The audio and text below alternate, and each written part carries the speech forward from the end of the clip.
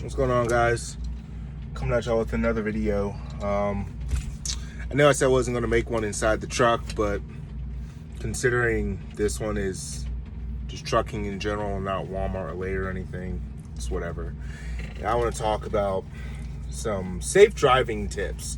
This one isn't necessarily going to be in order, and this one's going to talk to the people in cars. And you guys know I'm a fair person, so I'm gonna talk to you truckers too, because we're not just gonna bash on the car drivers. I'm gonna talk to you guys too, because y'all be out here wilding as well. So I want to talk about some bad driving that I've noticed. Things to look out for, things they probably don't think about and whatnot. Just it's gonna be for cars and truckers, and kind of the relationship between all of it. Just it's gonna be just about driving safely, what we can do to better the roads for each other. So without further ado, I kind of made a list, but I'm going to try to stick by the list, but I am also going to have things pop in my mind while making this video. Sorry I look rough. It's been a long day. Like literally I'm about to make this video and then go ahead and try to upload it. I'm gonna set it up to start uploading, and I'm gonna go inside, take me a nice hot shower, get cleaned up, and get ready for tomorrow. Tomorrow's gonna be another early day. So yep. So let's go ahead and hop into it, people. So here's some of the stuff that people do in cars that drive us truckers crazy. By the way, at the end of this, feel free to drop comments in the comment section talking about things that I missed, and you'll be like, "Oh, you didn't talk about this," because it gets to all of us. And this long is a long list, and it goes both ways. Let's start the cars. Let's talk about driving. I'm gonna start here. Let's talk about driving next to the semi truck. There's so much to think about. I think that the thing with people in cars is that they really just either A, because sometimes can just be an asshole driver, and it is what it is. B,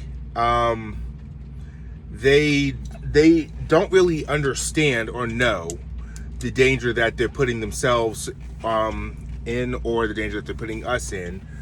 Or anybody else on the road when they just choose to ride beside us or do some of the things that they do. Or B, they just don't care. And so how the pie chart for that would be broken up in the percentage wise as far as totality of car drivers, I don't know. Let's apply it to however you want. But I'm pretty sure those are kind of the reasons that people do what they do on the road.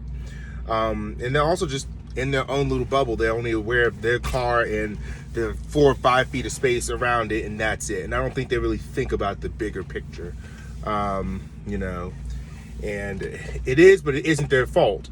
It's just like sometimes you might go to a grocery store and do something, and you don't really realize how it affects the person that works there. It's something you've always done. So you're just like, well, I didn't think of it like that. I didn't know. Because it's just something you've always done. And the same goes with car drivers. They're not truck drivers, so they don't really think about things the way that we do, because, well, why would they? They don't do our job, so I can't expect them to think like we do. All I can do is drive safely myself, and drive safely in a way to protect myself and to protect them and other motorists on the road. So, but that's something to think about. Just keep that in the back of your mind, because I know sometimes we all do it. We'll be out here just talking on the phone, somebody cuts off, "You stupid person, like, you see what they just did?" And then we'll go right back to talking normally with the person that we're talking to. It's like called trucker Tourette's, and they have no clue what they just did. But anyway, I digress. Let me get right back into it. So I'm gonna start with the driving next to us. There's just so many things that can go wrong with that. And I'm just going to kind of go down a short list. I mean, there's even more stuff. Let's see. Let's say you're driving next to us and I need to swap lanes. Well, if you're staying right next to me, chances are you could be driving in a blind spot. So For me, I personally choose to lean and look, make sure the lane next to me where I'm trying to merge over to is free and clear, and I can actually safely maneuver the truck over. They actually do teach that in CDL school too. Well, if you have a good trainer, to lean and look and maneuver around. That does not completely eliminate blind spots. Just don't ride next to us, because you could be potentially in a spot where I can't really see you. And do you really want a truck to merge over on you? I don't want to merge over on you, and you sure as hell don't want me to merge over onto you. That's just one thing. Two, you don't leave an avenue of escape for something happening on the road around us. Let's say you and I are doing everything fine, everything's going hunky-dory for us, but something else happens. You've killed one of your avenues of escape because you've blocked yourself off from getting away from a bad situation because you chose to ride right next to us. So yeah, think about that. Another thing, you have to realize our tires are very big. And just like cars, we blow tires too. If you are riding right next to us and that tire blows, everybody's been down the highway and you see those long rubber strips on the road, those are truck tires. If that tire blows right next to you and blows out onto your car and hits you, there's a good chance you're going to get some damage to your car, if not lose control, and it can end up being a really bad accident. And those are just regular tires on your drives and, trailer tires. God forbid you're next to me and a steer tire blows. It happens. I've never had it happen. I've talked to some people that have had it happen before, but it's going to jerk the truck. If let's say you're on my passenger side, just choosing to ride right there next to me, and the steer tire blows, I'm going to have to fight to maintain control of the truck. But on that same token, it will jerk my truck to that side. If you're right next to me, where do you think that truck is going? Think about that. When you want to ride, just casually just riding right next to a truck. Think about that. If something goes wrong or something goes down, that's where the truck is going. It's going to hit you. Or it's going to involve, this incident's going to involve all of us. Let's talk about passing us with purpose. I do not understand for the life of me why people they'll try to pass us, and then they'll want to pass us, and then you'll see them hauling ass in your mirror, and then by the time that they catch up to you, and then they start passing you, and then they start slowing all the way down. If I'm doing 65, I can tell you're doing probably 80 in the mirror because you're catching up to me pretty quick. You get right up to my bumper, and then you bump it down to 65.5. Why? Why do you get next to me and just slow down and gradually pass me? It puts you right back into a bad situation where it's just like I talked about. You're riding right next to us. You need to, if you're going to pass us, you need to pass us with purpose. You need to get in. If you're, I'm not saying speed, but if you're passing us, maintain a constant rate of passing us at a pretty decent rate of speed. That way you can safely get by us. With that being said, I was going to talk about merging onto the interstate. I do not understand for the life of me. And this is also from my experience as a cop too. This isn't just me. I'm not venting. I'm talking about safety, driving tips, and to do something and the reasons behind it. But also, I was a law enforcement officer, so I've seen things and I know these things. The on-ramp is meant for you to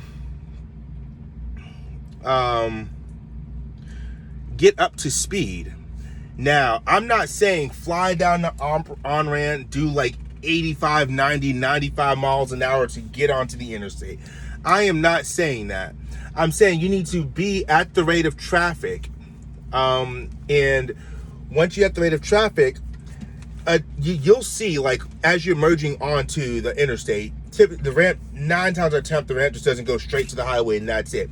You'll usually go down, it'll level out to where it's the same, it's almost a lane, right next to the slow lane, and it gives you a chance to adjust your rate of speed.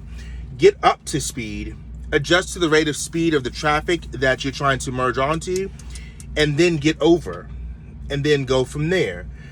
I don't understand why the traffic flow is 75 miles an hour and people will try to get onto the interstate they'll, one, hurry up, get onto the interstate, but merge onto the interstate at like 45, 50 miles an hour. You're going like 25, you're doing like what? You're doing about 25 to 30 miles an hour slower than everybody else on the interstate. And I'm just like, that's going to cause an accident. That, you need to be merging onto the interstate at the speed of everybody else. Also, another thing that people do is when they're trying to merge on, what they'll end up doing is driving, they'll come down, ride in that lane that I was speaking about that they have for accelerating. They'll get right next to, and I've seen it happen to cars and trucks. They'll get right next to the person that, is in the slow lane, and they match their speed. And I'm just like, why are you matching their speed, or why are you matching my speed? Like, you need to get ahead of me or get behind me. But you're going to match my speed and ride right next to me in a lane that's coming to an end in like 1,000 feet. Why are you riding right next to me like that? Why are you riding next to somebody else? What you're doing is like I've heard people say like, oh, well, they can slow down. They could, that would be nice, but that's not the rules of the road. The rules of the road dictate that you get up to speed of the interstate and merge on.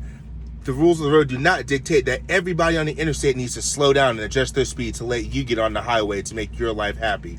You're merging on to the flow of the traffic, which means you need to pick up the pace, and you need to match the flow of traffic. The flow of traffic does not need to slow down and match you. I want to kind of jump around. Like I said, I want to have several things I want to talk about, truckers included. I want to talk also about cars passing us with purpose as well. So I know I said, pass us and get on by us. Another thing people in cars will do is they might not want to be behind a truck, but they're not willing to go as fast as we are. Let's say I'm going on the highway at, 70 miles an hour. And the car behind me does not want to be behind a truck, but they're not really willing to maintain 70 miles an hour.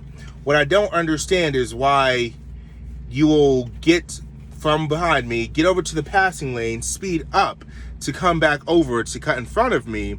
Usually you guys leave very little space for us to stop. It takes about 660 feet for us to stop, and y'all don't know it, but you'll know it now by the time I say this.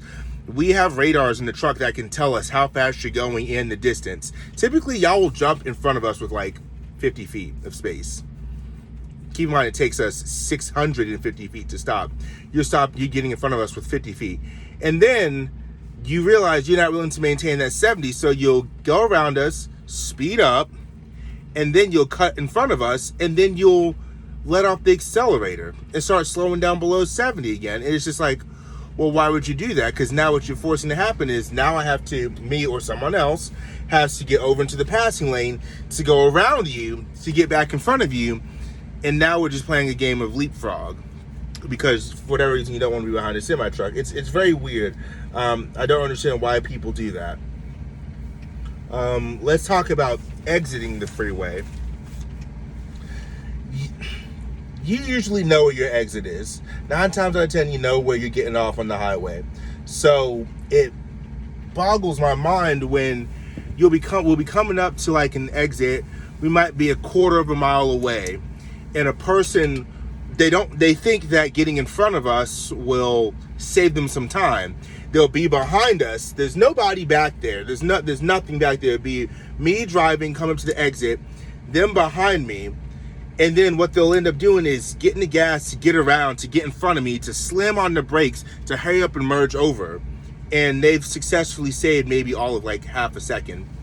I don't understand, like, why couldn't you just stay behind me and just get off when the exit's coming up, instead of getting in the gas to go out to the middle of the lane, to speed up to get in front of me, to cut back over really hard and really fast just to get off at the exit. You just put yourself and my life in danger, all because you wanted to save maybe a second. I just don't understand that. Or the ones that you'll be in like an area where there's like 4 or 5 lanes, and they're all in the outside lane. They know that the exit's coming up, so they'll put everybody in jeopardy on the highway and cut across the entire interstate to get off. And I'm just like, why are you doing that? Like, you know your exit's coming up, get over. Me personally, what I try to do doesn't always work out, because there's no such thing as a fail-proof thing. It's just no such thing as perfection. What I typically try to do is at least a mile to a mile and a half before my exit or interchange that I'm coming up to, that I know I've got to do something in, I will try to get over to that slow lane about a mile and a half beforehand. And if the slow lane is doing 55, then so be it. I'm just doing 55 in the slow lane. But at least I don't have to cut a semi-truck across 5 lanes of traffic just to get off at an exit, because I want to maintain doing 70 miles an hour instead of doing 55. That puts yourself in danger, puts others in danger. So be leery of that. Don't just cut across the highway. I want to talk about another one, is flashing us to move over. Y'all have noticed in the car driving community that we truck drivers will flash our high beams at another driver, signaling, hey, it's safe for you to come over. The thing that we understand that you guys don't tend understand is that when you're driving, especially at night, your depth perception is off. So we can tell, obviously we know our trailer is 53 feet, but we have to look out of a mirror and look back. And typically, you guys will be riding right there by our bumper. So you might have you might be like, oh, there's plenty of space for them to come over. It's like 5 feet of space, which honestly, I don't think is enough space, but y'all might think it's 5 feet is enough to flash and say, semi-truck, come on over. That's fine. But you have to understand to what it looks like for us. It looks like my trailer is still right next to the car. So what ends up happening is you're sitting there flashing us with your high beams, just flash, flash, flash, flash, flash, flash, flash. Keep in mind, it's in my mirror, so it's going right into my eyes. Flash, flash, flash, flash, flash, flash, flash, saying, hey, come over. And you're in your car like, this stupid motherfucker, why won't he come over? Well, one, you're blinding me with your high beam, so I saw you flash once. You don't have to keep doing it, one. And two, you're still incredibly close to my bumper. So even though you're flashing me, I'm not going to move over, because I don't feel it's safe, because I feel like I might hit you and cause an accident. So you have to realize that you need to allow a decent amount of space between your car and the truck before you flash us to allow us to come over. Like, I understand it's a courteous act that you're doing, and we get that, but you also have to understand we still have to drive the truck safely. It's a matter of what we feel safe doing, and if you sitting there blinding us because you're 2 feet off of our bumper and you feel you're ready for us to come over, flashing us 1,001 times, signaling to come over, is not going to make us come over any faster.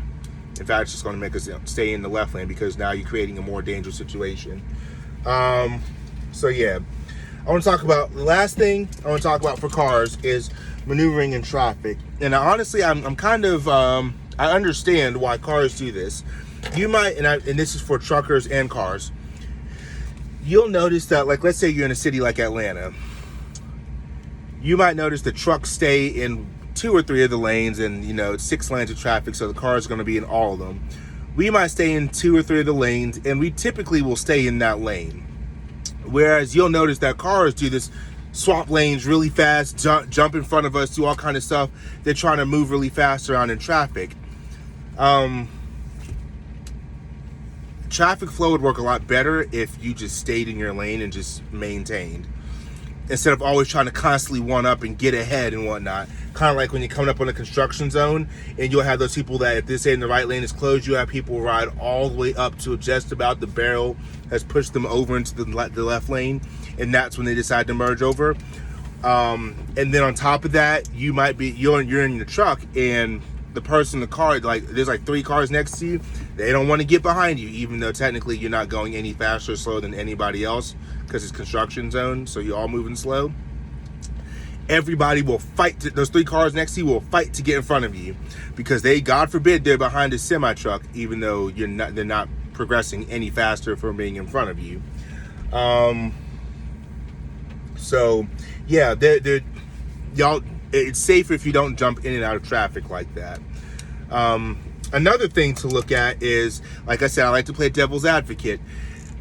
From a scientific reasoning, and this is for the truck drivers, in case y'all ever wonder, like, why are these car drivers doing that? You have to also understand that we sit up higher than cars. So, where's car drivers, we've all driven a car, so you about know how high a car sits off of the ground. And for all of us in the trucks, we're sitting usually about 8 to 9 feet up high off the ground. So that being said, we have a pretty good view of what's happening in the traffic. So let's say we're driving in our lane, and our lane is, we might have like one car get off or whatever, and we're just closing in the gap, but our lane is moving slower than the left-hand lane. What you might notice is while we're closing in the gap, cars will come out that left-hand lane and they'll jump in front of us really fast. Well, we'll sit in the truck and you'll say, well, that was dumb. Why would you do that? Now you're in the slower lane. But to them, because they don't have the perception and the field of view like we have, I can see 2 or 3 miles up the road. All they can see is the car right in front of them. So for the drivers, you have to understand that when they do that, in their minds, they're thinking, well, I'm getting in the faster lane of traffic, which is not necessarily the case, because we're just closing in that gap from that one semi truck that got off the highway, but our lane is at a complete standstill. Meanwhile, their lane is still moving, which is why sometimes you'll be in traffic and a car will hop right in front of you, and then you'll notice that space that they were in, that their whole lane just keeps on moving forward. They just got in front of you just to come to a complete stop. So yeah, you gotta, that's for cars, stay in your lane. Really don't make a bunch of unnecessary lane changes in traffic, thinking that you're trying to get ahead and you're playing Frogger, you're just moving through traffic trying to get ahead. It's not going to work out, because sometimes those accordion effects are false. It is not an indication that traffic is moving smoother. It just means that one small section is moving. In the grand scheme of things, if you stayed where you're at, unless you have to get off the highway, of course, or get off on to another road, if you stayed where you're at, typically the flow of traffic would move way smoother. So yeah, but like I said, I am an even person, and this is not going to be all about just jumping onto the the car drivers. Truckers, I got to come for you guys too. Let's talk about some of the stuff that my counterparts do. I'm not perfect. I'm guilty of it at times, but it happens. I try my best to avoid doing it. Sometimes it's kind of situation doing it, but there's things you can do to avoid letting it happen. When we're going around each other, for the love of God, if you are governed at 65 and the person passing you is governed at 65, 65.5 or 66, that's not a very fast rate of closure. If you're going to jump around a person going 65 because you're governed at 66, that's completely fine. What you don't need to do is be in a traffic jam, or I don't even want to say a traffic jam. Traffic's moving steadily, but there's a bunch of cars out there, and you hop over super early and then just ride in the left lane, blocking up everything until you pass that person. What you should do is either match that person's speed ahead of you, wait for a significant amount of those cars to bypass. You're never going to really come to a point to where there's no cars that are coming up on us. Wait, let a significant amount of them bypass, and then once you get closer, then maneuver over. So that way you're spending as minimal amount of time in the passing lane as you possibly can, impeding the flow of traffic, because that is actually a citable offense. You can get a ticket for that. It's literally called impeding the flow of traffic, at least according to Georgia OCGA. So yeah, and then merge over when you can. Now, for the driver that you're passing, sometimes we have momentum. It's the whole momentum thing. Not always on flat level ground. Sometimes we're on small rolling hills. Sometimes the hills are very gradual. Sometimes you don't even notice that we're on a small hill. We're not always on flat ground. If that is the case, sometimes you start doing this. I'm gonna hold my hands like this so you guys can understand. You start doing this number right here when you're trying to pass the person, because not all of us trucks are spec'd to be the same. Not all of us are pulling the same cargo and load or the same amount of weight. So you start doing this momentum game right here. To the one in the slow lane, if you know that person is trying to pass you and they're faster than you and they can pass you and you're stuck in that momentum game, get off the gas.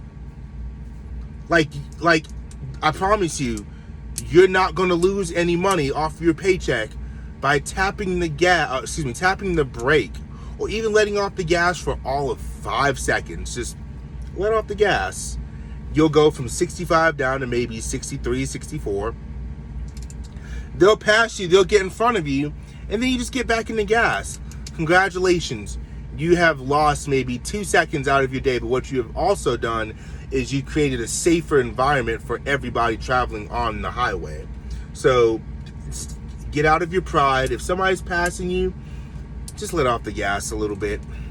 It's not going to hurt.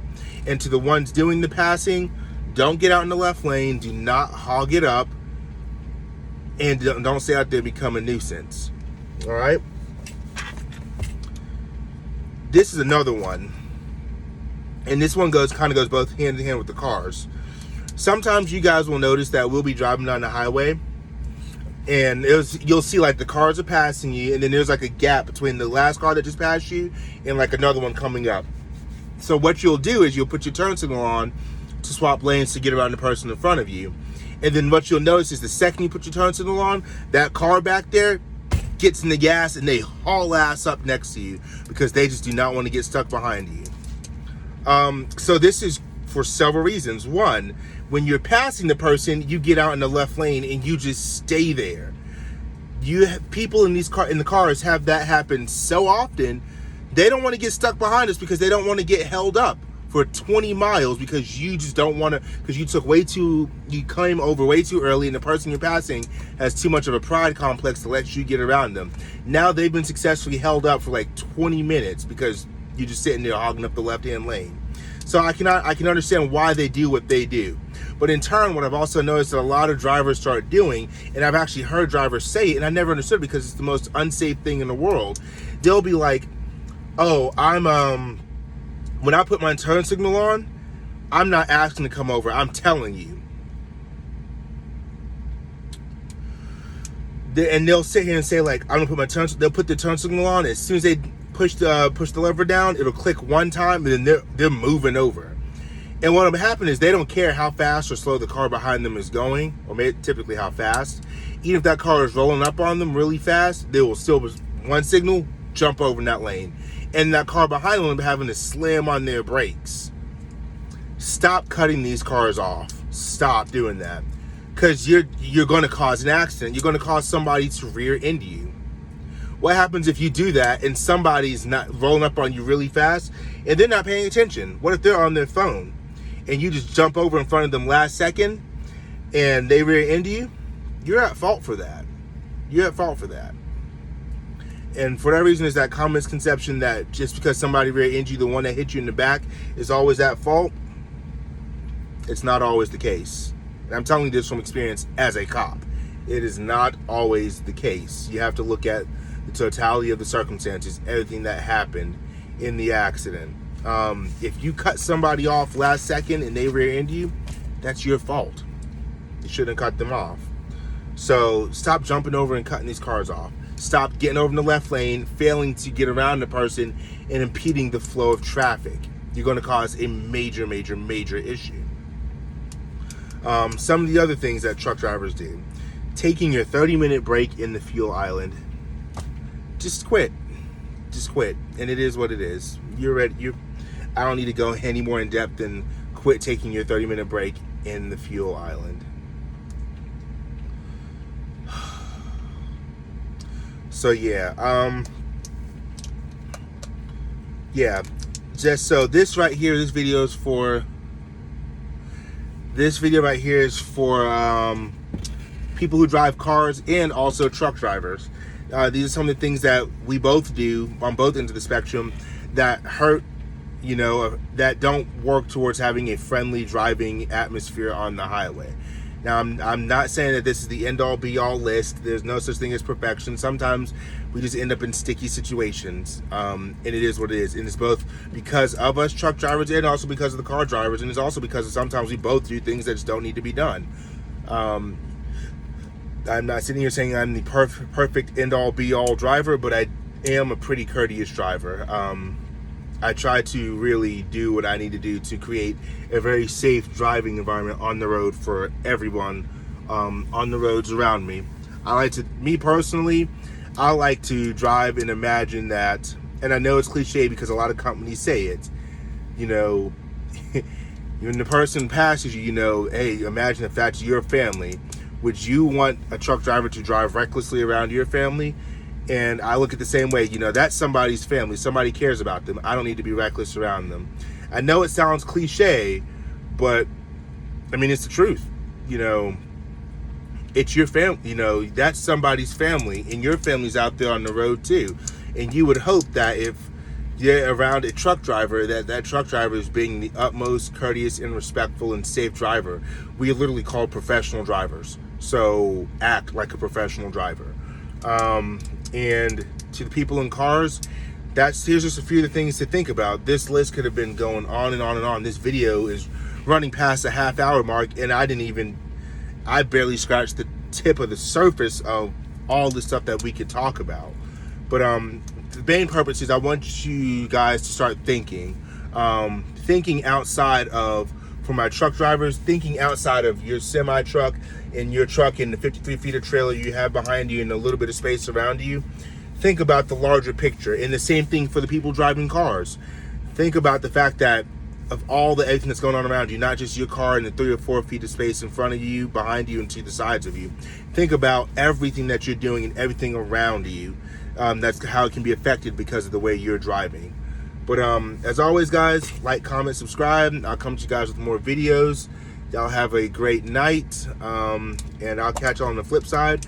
If y'all have anything else y'all want to discuss, or things that you feel like I should have said that I missed in this video, drop it in the comment section. We'll talk it up in the comment section, and we'll go from there. All right, guys, take it easy.